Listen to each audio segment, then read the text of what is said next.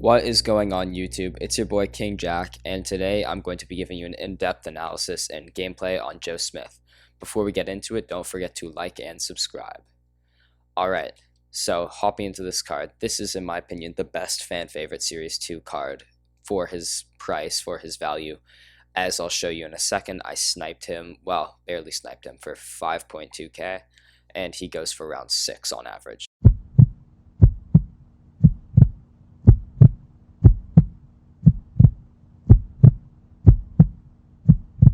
So he's a 6'10", 3 or a 4, with a 95 offense, 99 defense.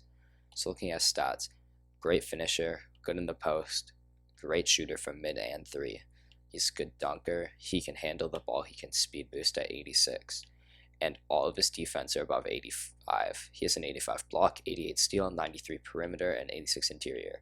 He can get rebounds, and he's fast. He has a 90 speed, 87 speed with ball, 90 acceleration. So, looking at his badges, however, we see that he has great shooting badges: catch and shoot, corner specialist, difficult shots, quick draw. He is range extender on gold. He can finish with acrobat, relentless finisher, more shooting badges: hot star, hot zone hunter, green machine. He has quick first step and downhill, so he'll get out in transition and run. He has clamps, and yeah, he's going to be a good defender. He has Hall of Fame clamps, and that's the most important badge. He can play in the post with his deep hooks. He had post spin technician earlier.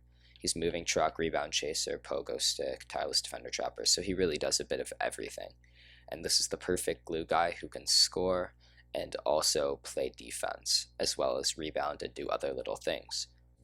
Alright, and we are loading into the game, and we're about to see who we're matched up against. I just want to say I've been very happy with 2K recently, as we get Westbrook, Simmons, and Kobe. Okay, that's definitely not that bad for us. That means Joe Smith's going to be on Kobe. Oh, that's going to be fun. Kobe, as you know, has no clamps, unfortunately. I wish that card was better.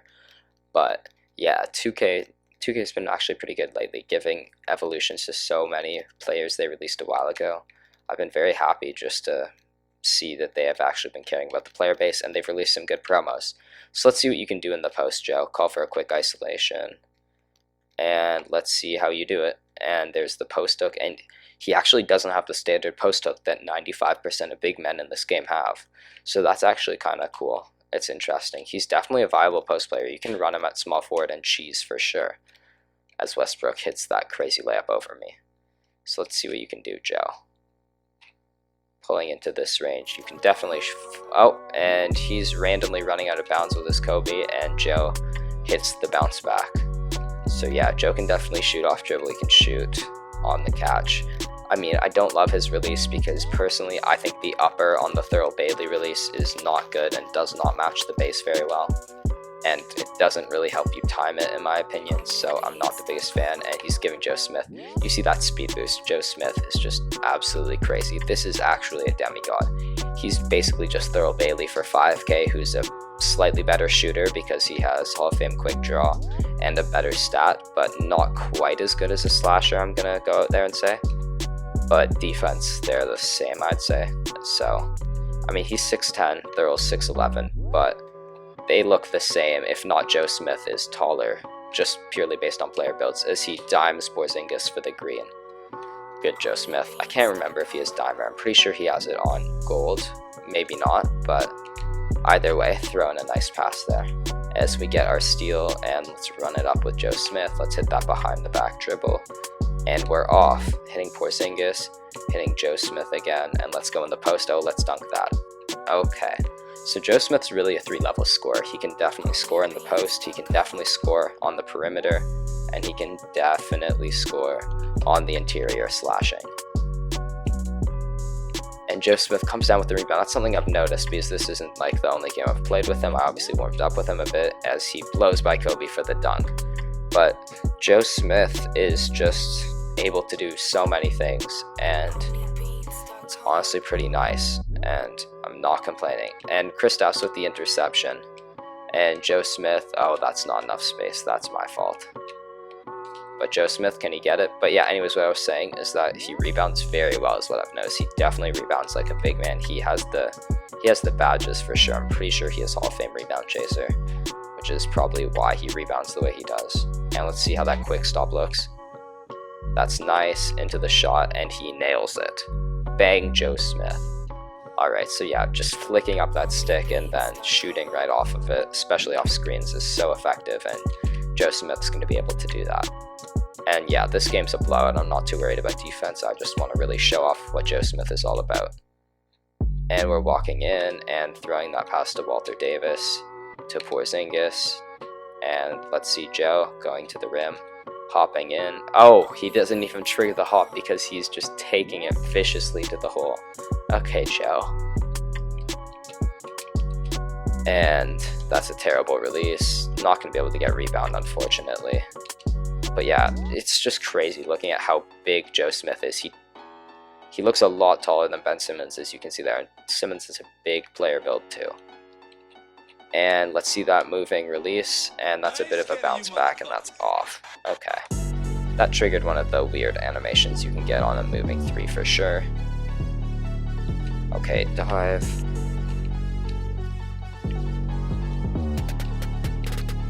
Alright, good stop. Good board, Porzingis, hitting Joe Smith in transition. And no one's there to guard him. Letting it fly. Misses. Back out Joe. And taking it in. It's definitely going to be very easy for a card like this to just drive and score. And I'm just passing it to Davis for a close shot in the paint. You can literally very late bounce back or very early those, and those will almost always go in if you're taking a paint jump shot. It's actually broken this year. So that's not how it works for sure. But anyways, yeah, this is not a triple threat lineup I would recommend the other guys running. He has essentially a non-shooter, a player without clamps, and no big man, so kind of eating him alive right now.